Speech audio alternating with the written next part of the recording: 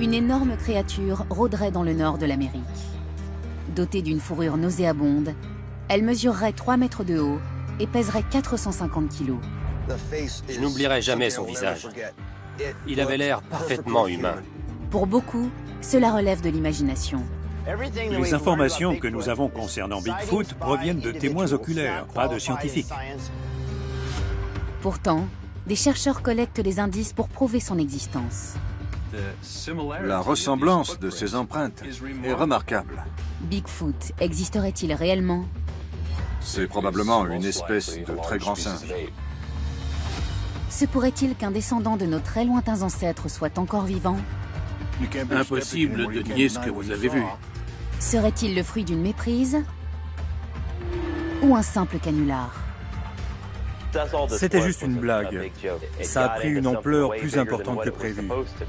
À moins que la vérité ne se cache dans la complexité de l'imagination humaine. C'est faux. C'est un mensonge dicté par notre cerveau. Les témoignages seront examinés avec soin. Nous allons réaliser une petite expérience. Les preuves analysées Les implications seraient stupéfiantes. afin de résoudre le mystère du Bigfoot.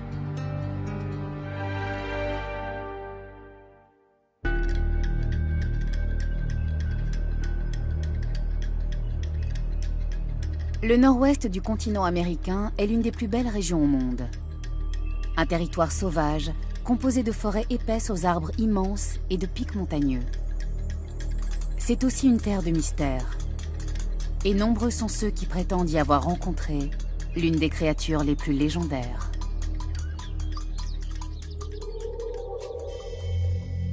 Je vis à Colville, dans l'État de Washington, depuis 14 ans. Je passe 80% de mon temps dans les bois. J'adore la nature et je suis un passionné de chasse. Je connais bien la faune et la flore. En 2013, Jason Miller, ancien médecin militaire, part en randonnée dans le nord de l'État de Washington en compagnie de son épouse et de ses 2 enfants. Il faisait environ 35 degrés. Le temps idéal pour une petite balade en famille. Alors qu'il gravit un sentier, il entend un bruit peu ordinaire. Tout à coup, mon fils, qui était devant nous, a pointé les arbres et a dit « T'as entendu ça, papa ?» On a vu une forme s'enfoncer dans le bois. Ça ne ressemblait ni à un élan, ni à un wapiti. On aurait dit un homme qui marche d'un pas extrêmement lourd.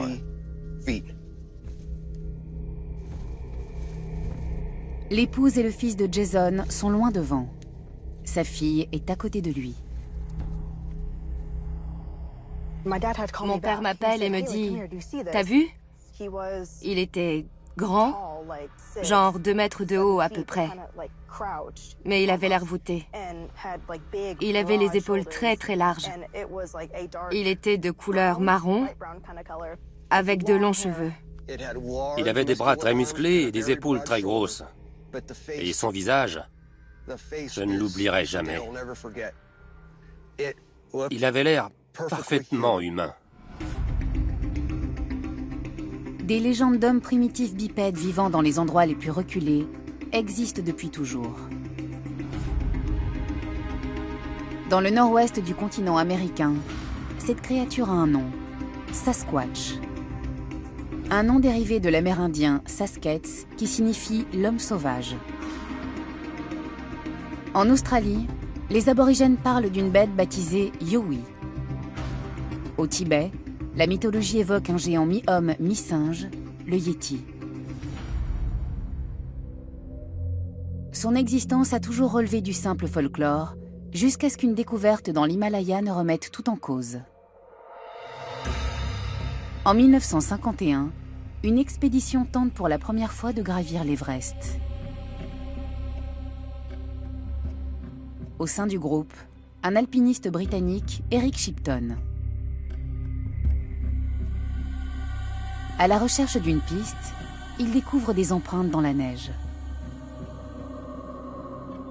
Les photos qu'il prend démontrent l'existence d'une créature bipède géante. 7 ans plus tard, c'est aux États-Unis qu'une autre découverte surprenante est faite. Sur un chantier, dans la campagne californienne, Gerald Crew découvre lui aussi des empreintes géantes. Il réalise des moulages en plâtre qu'il montre à la presse. Bigfoot est né.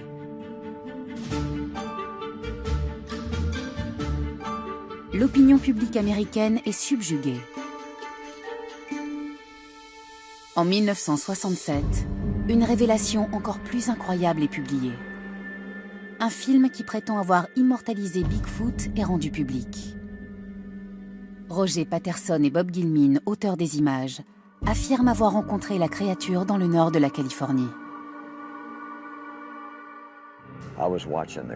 Elle partait. Mais j'ai pu voir parfaitement son visage et ses yeux. Ça s'est passé très vite, vous savez, en quelques secondes.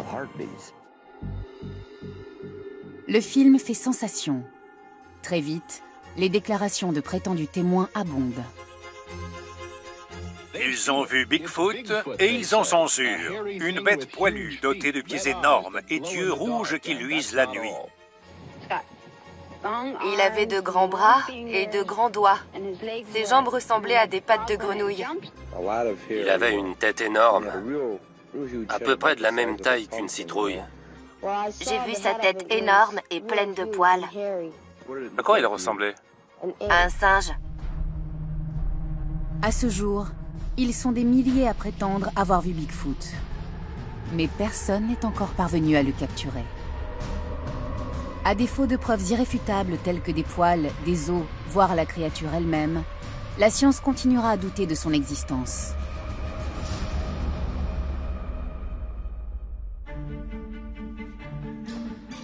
Un scientifique a relevé le défi.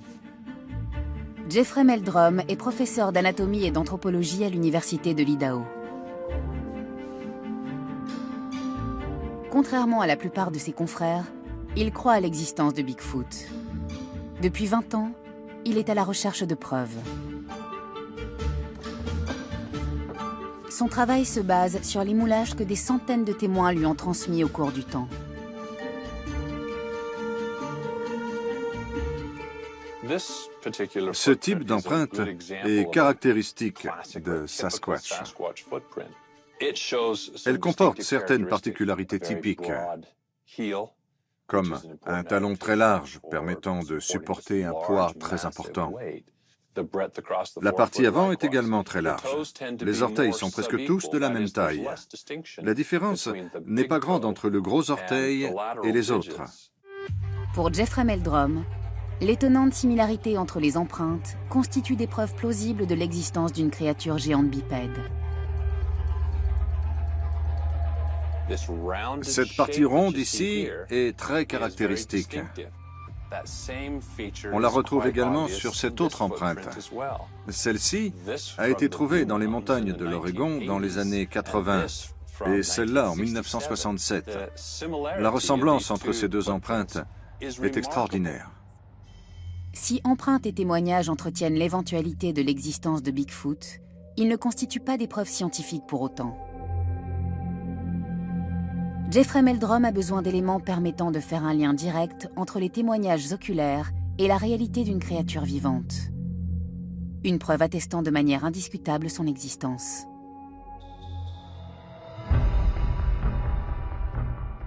Le lendemain de sa prétendue rencontre avec Bigfoot, Jason Miller est retourné sur les lieux. Je n'arrêtais pas d'y penser. Je me suis dit qu'il avait dû laisser des traces. Donc le lendemain, je suis retourné au même endroit et j'ai trouvé quelque chose d'étrange qui ressemblait à un tas d'excréments frais.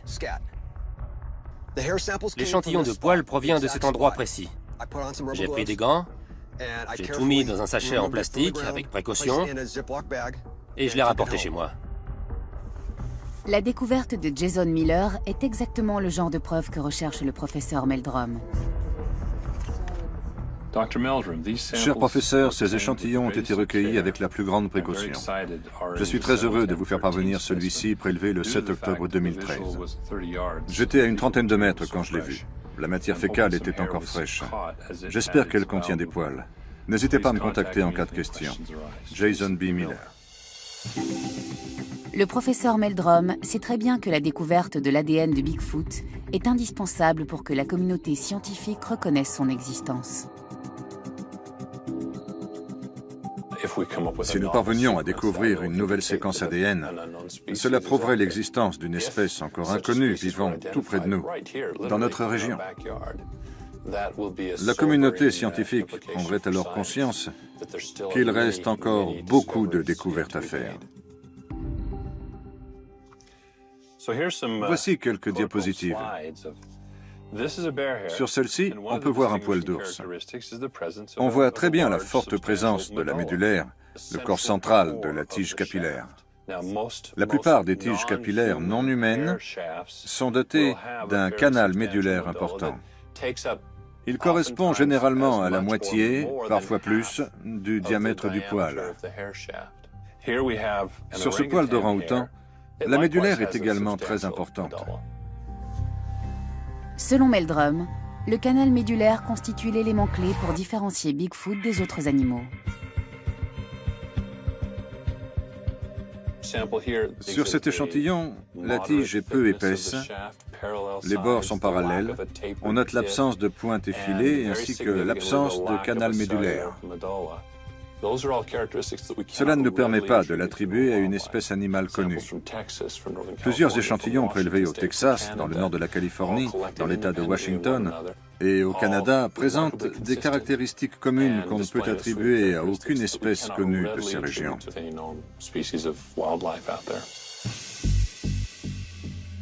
Il dispose néanmoins d'échantillons de poils qui pourraient bien lui fournir la preuve de l'existence d'une nouvelle espèce. Initiative rare, il les a envoyés dans un laboratoire d'analyse ADN. Les techniques actuelles sont très efficaces. Il y a 30 ans, il nous fallait des échantillons de sang ou de tissu pour parvenir à déterminer un ADN.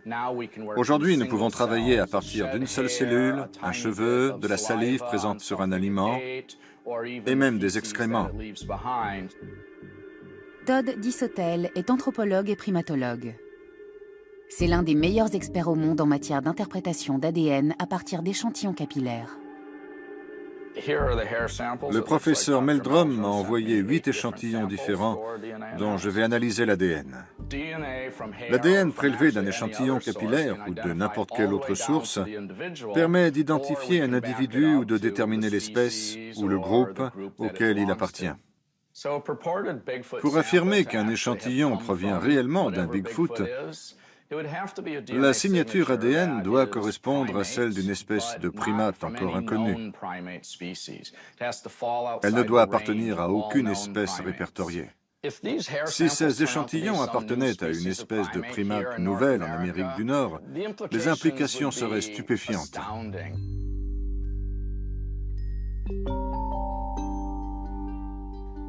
Sur l'arbre de l'évolution, l'homme appartient au groupe des grands singes, dans lequel on trouve l'orang-outan, le gorille et le chimpanzé. Mais il y a 6 millions d'années, un phénomène fait son apparition, le bipédisme. L'homme commence à marcher debout, contrairement aux autres espèces. D'après certains chercheurs, Bigfoot appartiendrait à une espèce de grand singe inconnu, ayant évolué jusqu'à devenir bipède. Une théorie née à la suite de la découverte d'une nouvelle créature préhistorique, le Gigantopithèque. Le Gigantopithèque est intéressant. Il a été découvert dans des circonstances particulières. Donald Protero est un paléontologue spécialisé dans les mammifères, un expert dans l'origine des espèces préhistoriques. Une équipe de paléontologues a découvert dans le nord de la Chine que les apothicaires de la région possédaient un nombre incroyable de dents fossilisées. En les écrasant, ils s'en servaient pour en faire des remèdes contre certaines maladies. Elles étaient appelées dents de dragon. Les paléontologues ont trouvé les grottes d'où elles provenaient et ont découvert des molaires identiques à celles des singes, mais bien plus grandes que celles des espèces vivantes. Le Gigantopithèque aurait vécu il y a 1 million d'années. Il appartient à la même branche que l'orang-outan, mais se serait développé dans des proportions gigantesques.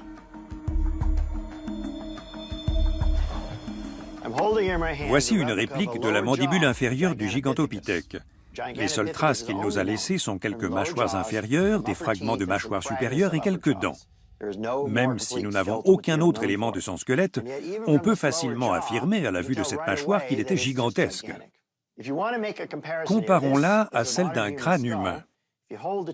On voit bien que celle du Gigantopithèque est bien plus grande que celle d'un être humain moderne.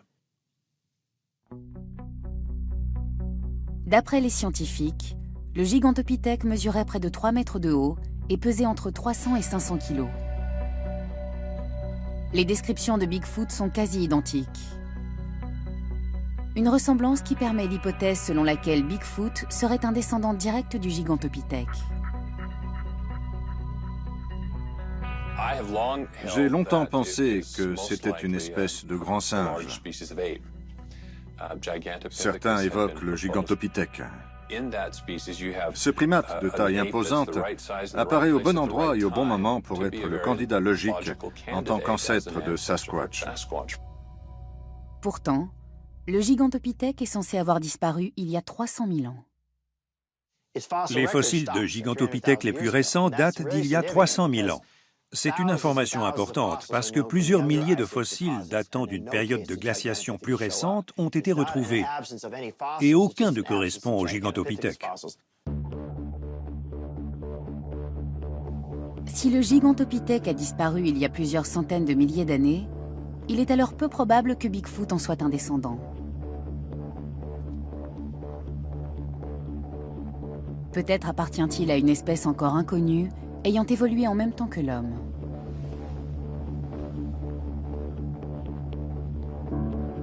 Les anthropologues ont longtemps considéré que la coexistence entre plusieurs espèces humaines, primitives ou pas, était impossible. À ses débuts, l'évolutionnisme considérait que puisqu'il n'y avait qu'une seule espèce humaine sur la planète, il ne pouvait en exister une autre au même moment. L'analyse de fossiles a démontré plus tard que c'était faux. L'étude de fossiles permettra de prouver qu'effectivement, plusieurs espèces d'hommes primitifs, tous bipèdes et doués d'intelligence, ont vécu simultanément à une certaine époque. Il est parfaitement admis aujourd'hui que plusieurs espèces d'hominidés ont coexisté. J'ai du mal à croire au caractère unique de l'espèce humaine. Nous disposons de nombreuses preuves qui nous permettent de penser que d'autres espèces d'hominidés pourraient vivre dans des endroits reculés de la planète.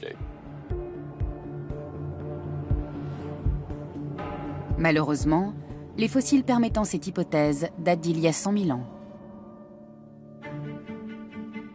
En 2003, des chercheurs font une incroyable découverte, l'Homo floresiensis. Ces ossements sont exhumés en Indonésie, dans une grotte de l'île de Flores. Cette espèce de l'ordre des primates aurait disparu il y a 12 000 ans. Les fossiles les plus récents qui lui sont attribués ont entre 12 000 et 20 000 ans. Une période aussi courte qu'un claquement de doigts sur l'échelle des temps géologiques.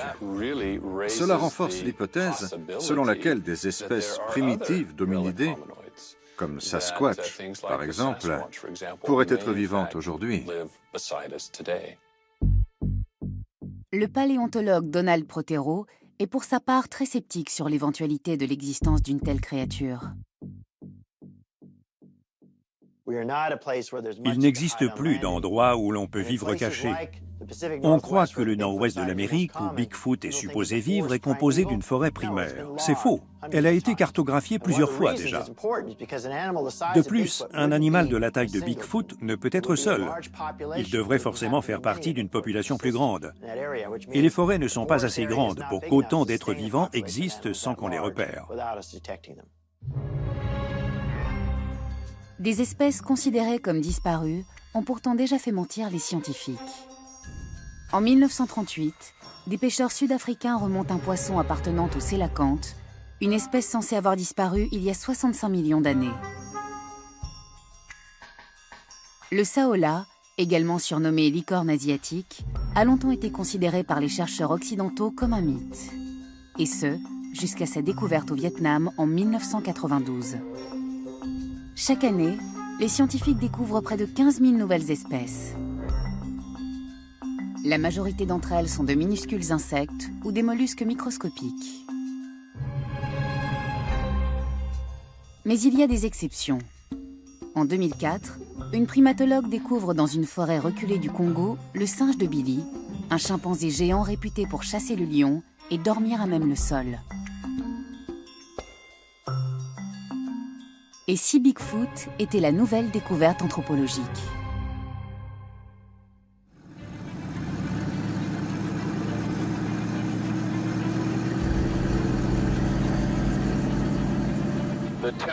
Je pense que les forêts tempérées du nord-ouest de l'Amérique constituent l'habitat principal de Sasquatch. Plus particulièrement, la partie située le long des côtes. Jeffrey Meldrum est persuadé que Bigfoot existe, mais qu'il n'a tout simplement pas encore été découvert. Pour lui, il vit dans la région du nord-ouest du continent américain. Nous sommes exactement à la bordure de ce qui pourrait être l'habitat idéal de Sasquatch. Le taux de précipitation minimum est de 45 mm par an. C'est largement suffisant pour permettre aux sous-bois de produire assez de nourriture et de faire vivre des grands omnivores.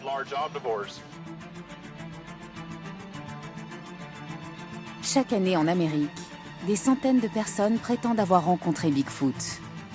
De la Floride jusqu'à la côte ouest, en passant par le Texas. Mais c'est dans le nord-ouest du continent qu'ils sont les plus nombreux. Pour Jeffrey Meldrum, les épaisses forêts de la région offriraient aux primates des conditions de vie idéales, tout en lui permettant de se cacher des hommes.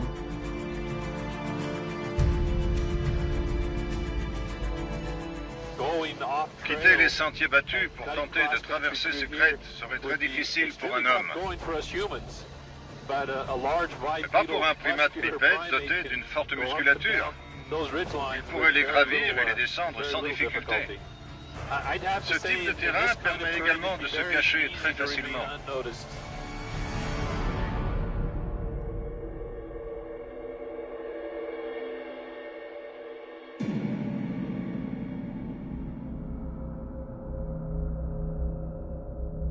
Impossible de nier ce que vous avez vu et de dire « Non, ce n'était rien », alors que c'est réel.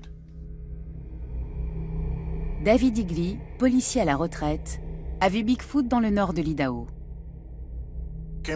Je montais une colline en suivant un sentier et j'ai commencé à sentir comme une odeur de cadavre.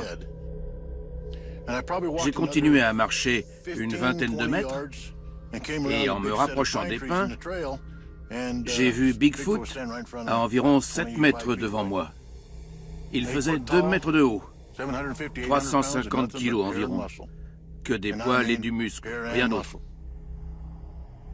Des grosses lèvres noires, un gros nez noir, des gros yeux marrons, une tête ronde énorme. Il a regardé à droite et a poussé un grand cri. Ensuite, il est parti.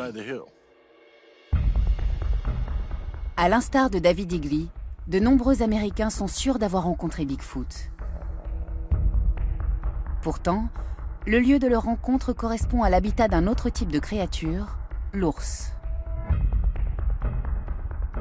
Il peuple de nombreuses régions d'Amérique. Mais c'est dans le nord-ouest du continent que sa population est la plus élevée.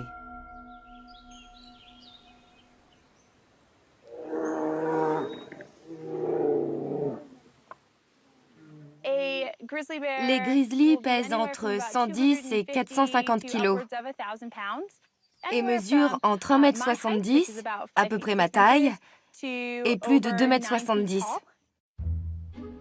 AJ Schlebnik est la conservatrice du Grizzly and Wolf Discovery Center à West Yellowstone dans le Montana. Elle observe les grizzlies depuis plus de 10 ans. Ils ont des grosses lèvres, un museau très puissant et très proéminent. C'est une caractéristique typique de leur visage. Les gens qui rencontrent des grizzlies disent souvent avoir senti comme une odeur d'animal en décomposition. C'est généralement dû au fait qu'ils se nourrissent de carcasses dont ils conservent l'odeur. 3 mètres de haut, pour 350 kilos, et recouvert d'une fourrure marron nauséabonde, l'ours correspond à la plupart des descriptions de Bigfoot. À l'exception d'un détail important. Les témoignages évoquent toujours une créature marchant sur 2 pattes. L'ours est un animal quadrupède, du moins la plupart du temps.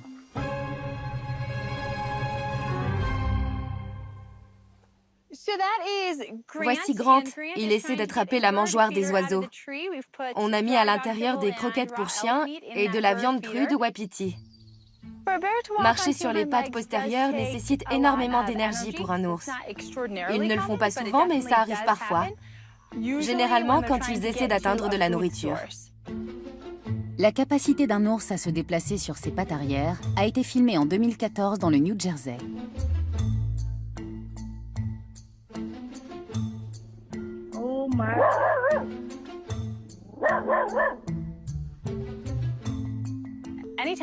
Quand je suis en randonnée et que je rencontre un ours, il me faut un certain temps pour réussir à être sûr que c'en est bien un. Donc je pense qu'il est possible de le confondre parfois avec un autre animal. Un ours sur 2 pattes pourrait expliquer de nombreuses prétendues rencontres avec Bigfoot. Mais qu'en est-il des empreintes recueillies tout au long de ces années? Le mythe de Bigfoot est né d'une photo prise en 1951. Un cliché qui semble représenter l'empreinte d'une créature bipède géante. Et si cette interprétation n'était qu'une simple erreur? À l'aide d'un de ses pensionnaires, A.J. Schlebnik va tenter de fabriquer la même empreinte. Sam est notre plus gros grizzly. Il va quitter son enclos et entrer dans le parc. On espère qu'il marchera dans la boue. La nourriture est le meilleur moyen pour attirer un ours où on le désire. Nous avons étalé de la terre que nous sommes en train de mouiller. Au milieu, on a mis des bananes, des framboises, des pamplemousses et des oranges. On va essayer ensuite de faire un moulage des traces qu'il aura laissées dans la boue. Après avoir été moulées, les empreintes seront comparées avec celles photographiées par Eric Shipton. AJ à Chris. Sam est prêt.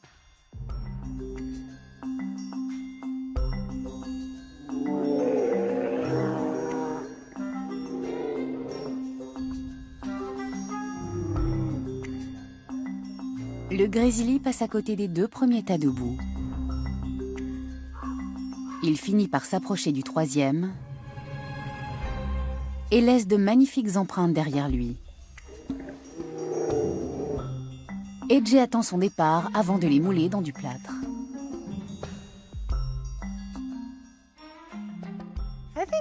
Je crois qu'il en a laissé de très belles. En effet, elle est parfaite. Super. Là, je verse le plâtre. Après, quand ce sera sec, on creusera pour retourner le moulage et retirer la terre qui est restée collée.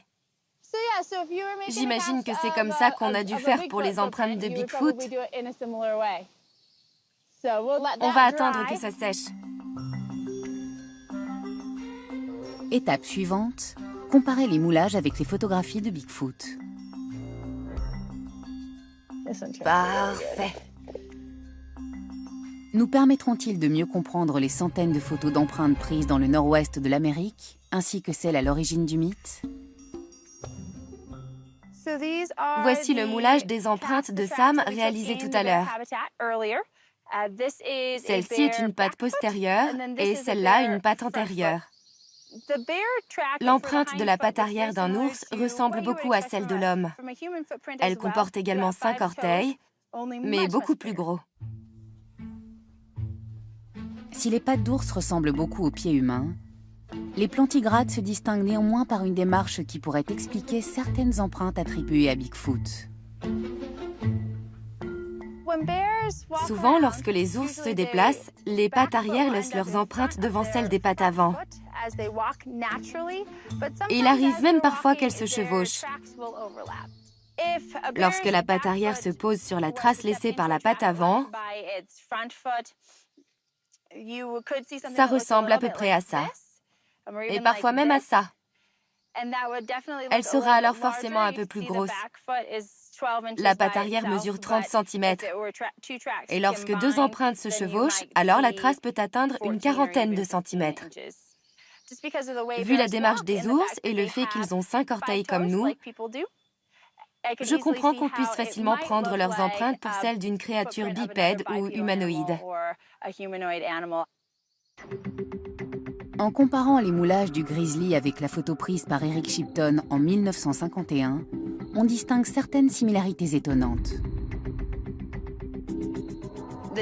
La forme ressemble beaucoup au moulage de la patte arrière de Sam. Chez les ours, les orteils sont inversés. Le gros est à l'extérieur et le petit à l'intérieur. Une particularité clairement visible sur les clichés de Shipton et sur les moulages du grizzly. La forme du talon est également identique. Photo et moulage indiquent également le chevauchement de deux empreintes. Pour moi, c'est une patte d'ours. La légende de Bigfoot ne serait-elle pas le fruit d'une simple erreur de jugement? La plupart des moulages ressemblent peu à des empreintes d'ours. Plus particulièrement, celles recueillies par Gerald Crow en 1958 et qui ont donné naissance au mythe de Bigfoot. Qu'en est-il réellement? Nous savons que c'est Bigfoot. À la mort d'un certain Ray Wallace en 2002, la famille de celui-ci décide de dévoiler un secret longtemps gardé sous silence. C'était juste une blague, pour faire peur aux gens. Mais ça a pris trop d'ampleur. En 1958, il participe à la construction d'une route à la tête d'une équipe d'ouvriers. Il décide de jouer un tour à ses hommes en fabriquant des semelles de bois en forme de pied qu'il fixe sur ses bottes et avec lesquelles il arpente le chantier.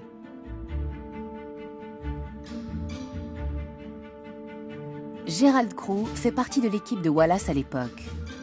Les premières empreintes de Bigfoot qui ont créé la légende d'une mystérieuse créature aux États-Unis n'étaient rien d'autre qu'un simple canular. Ça, c'est le bébé Bigfoot. Ray Wallace répétera son canular dans le nord de la Californie, en Oregon et dans l'État de Washington. Il convaincra même son épouse de revêtir une combinaison en fourrure. Je lui ai dit, si je rencontre quelqu'un habillé comme ça, il risque de me tirer dessus.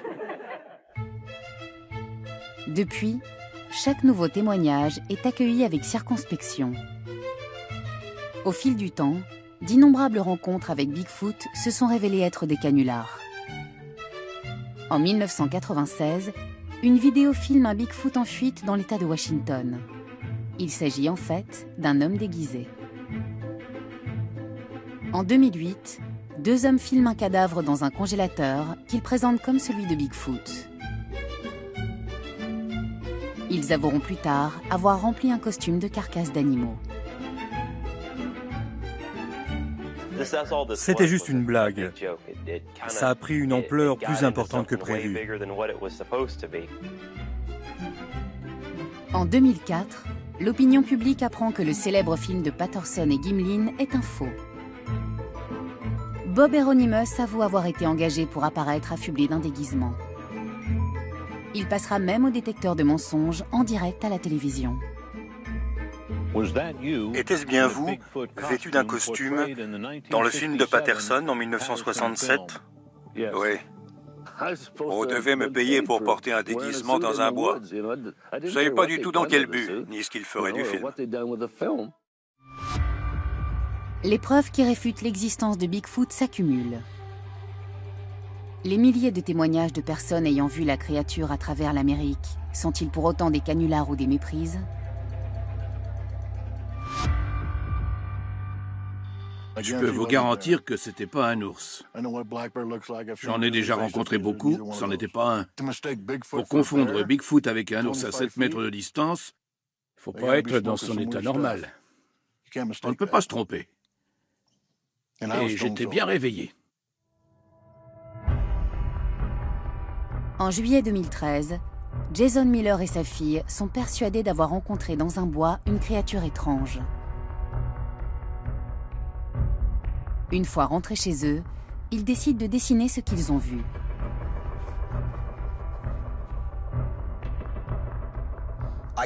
Je me suis dit que c'était très important et qu'il fallait en rendre compte. J'ai dit à ma fille de dessiner ce qu'elle avait vu dans une autre pièce. J'ai fait la même chose pour ne pas nous influencer l'un l'autre.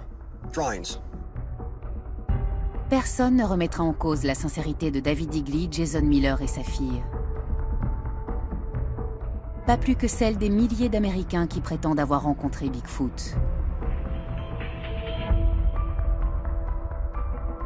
Pourtant, le cerveau humain est un organe d'une incroyable complexité, capable parfois de mal interpréter la réalité. Nous avons tous l'impression de percevoir dans toute son intégralité le monde que nous voyons, ainsi que les moindres détails. Mais c'est faux, c'est un mensonge que nous dicte notre cerveau. Brian Scholl est un psychologue expérimentaliste de renommée mondiale spécialisé dans la perception. En réalité, nous ne percevons très clairement qu'une infime partie de notre champ visuel. 1 degré environ, soit à peu près l'équivalent d'un pouce tendu à bout de bras. Le reste est très trouble, et il est impossible de discerner ce qui se passe. Nos yeux ne perçoivent qu'une minuscule partie des informations qui nous entourent. Notre cerveau se charge de remplir les blancs. Vous croyez voir tout l'étal parce que votre œil voit des fruits et légumes à plusieurs endroits. Pourtant, vous ne voyez pas ce qui se passe dans votre vision périphérique. Des expériences prouvent que l'on peut réaliser des choses exceptionnelles dans la vision périphérique d'un sujet sans que celui-ci ne s'en rende compte.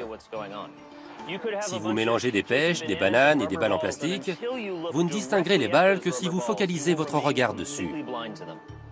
Le cerveau interprète en permanence ce que les yeux ne voient pas, et parfois, il se trompe. 2 phénomènes qui agissent sur notre perception expliquent comment notre cerveau peut facilement se tromper. Le premier a pour nom pareidolie, un mécanisme par lequel le cerveau distingue des visages et des silhouettes au milieu de formes ambiguës. Au cours de notre évolution, nous avons développé des circuits neuronaux, ainsi que plusieurs aspects de notre détection visuelle dédiés à la reconnaissance de visages et de silhouettes. Ces systèmes ont parfois tendance à trop fonctionner et à nous faire reconnaître des visages et des formes qui n'existent pas. L'amorçage est un autre phénomène par lequel notre cerveau peut être influencé. Imaginez que vous pensiez beaucoup à une personne en particulier. Eh bien, il y a de fortes chances pour que vous croyiez la reconnaître si vous voyez de loin quelqu'un qui lui ressemble. D'autres éléments peuvent favoriser ce type de phénomène, comme le milieu culturel ambiant. Si celui-ci nous stimule par des récits sur Bigfoot ou sur les dents de la mer, par exemple, nous aurons alors tendance à leur donner une certaine véracité, dans des contextes où les informations sont ambiguës. Nos mécanismes de perception montrent comment un ours aperçu à la va-vite peut se transformer en une étrange créature. Pourtant, de nombreux témoins affirment l'avoir fixé du regard pendant plusieurs minutes.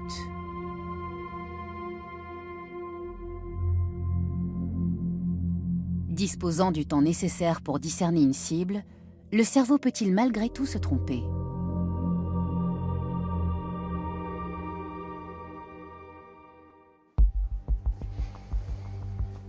Psychologue à l'université Yale, Brian Scholl va réaliser une expérience qui pourrait nous apporter une réponse.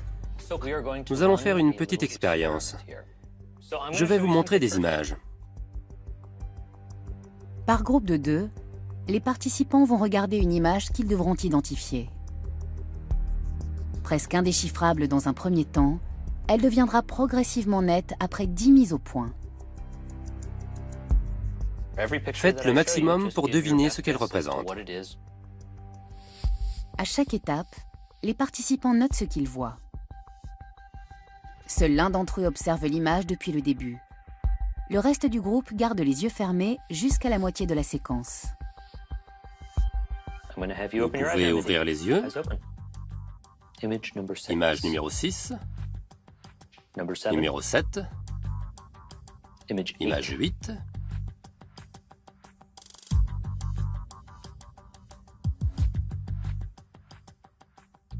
À la fin du test, Brian Scholl compare les réponses.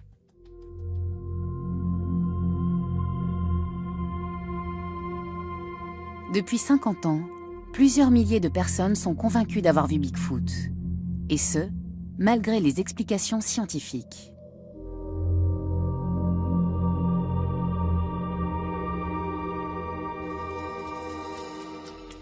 Les résultats de l'expérience vont-ils permettre de savoir s'il est possible d'observer une cible plusieurs minutes et de mal l'interpréter? Donnez-moi vos feuilles. Il démontre que les personnes ayant vu l'image que la moitié du temps de son exposition l'ont identifiée plus rapidement que ceux l'ayant observée depuis le début.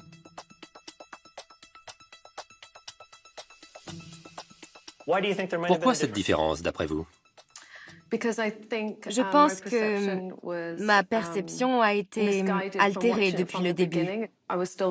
Mon esprit devait être focalisé sur ce que j'avais déjà vu. Tu avais une idée préconçue depuis le début. Son cerveau avait moins d'images à traiter que le mien. C'est exactement l'objet de cette expérience. On voit comment, étonnamment, disposer de nombreuses informations peut s'avérer trompeur, et comment les hypothèses de ce que nous croyons voir peuvent nous induire en erreur. C'est dans le nord-ouest de l'Amérique que les personnes affirmant avoir vu Bigfoot sont les plus nombreuses. D'après le professeur Meldrum, les forêts de la région offriraient les conditions de vie idéales pour un primate de grande taille. Et leur épaisseur lui permettrait de demeurer à l'écart des hommes. D'autres pensent, en revanche, que c'est l'environnement idéal pour les illusions d'optique.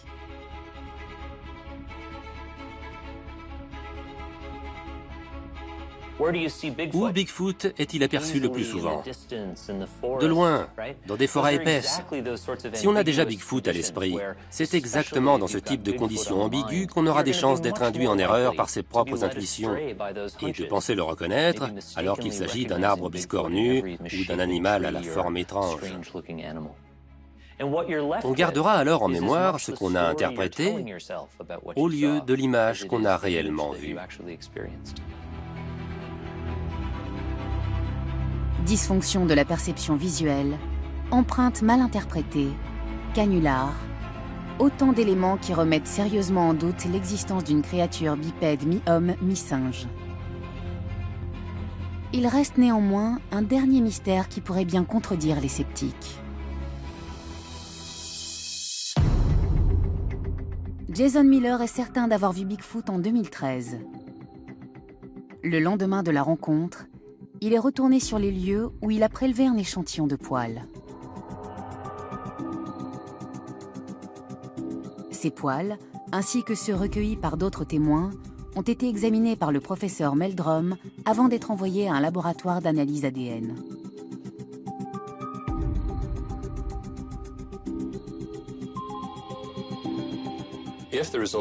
Si les résultats sont positifs, les implications seront très profondes.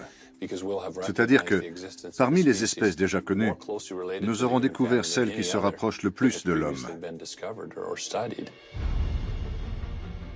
Dans son laboratoire de l'Université de New York, Todd Disotell vient de terminer l'analyse ADN. Voici les résultats. C'est la séquence des poils découverts par Jason. Là, nous avons les bases A, C, G et T qui composent la séquence ADN. Je vais les comparer avec la base de données pour voir s'il y a des correspondances. Voici mon résultat. La correspondance la plus proche est le cerf de Virginie.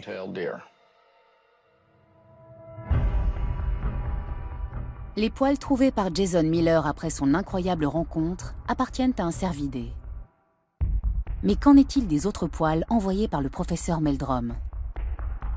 L'un des échantillons s'est révélé provenir d'une vache, et les autres étaient malheureusement contaminés par l'ADN humain. L'analyse ADN des poils n'est pas parvenue à fournir la preuve de l'existence de Bigfoot. Malgré plusieurs dizaines d'années de recherche, aucun échantillon ni aucune dépouille de la créature n'ont été retrouvés. Après analyse des preuves supposées, Bigfoot est très probablement le résultat d'une mauvaise interprétation ou le fruit des caprices de l'imagination humaine.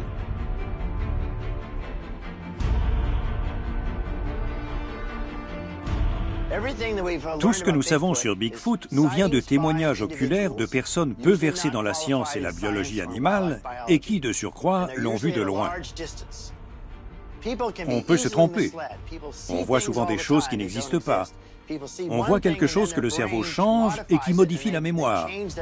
Il existe de nombreux travaux de psychologues à ce sujet. Les scientifiques rejettent immédiatement les témoignages oculaires parce que ce sont les moins fiables. Ils ne s'opposent pas à l'idée de l'existence de Bigfoot, mais il manque de preuves. Pas d'ossements, pas de poils, rien.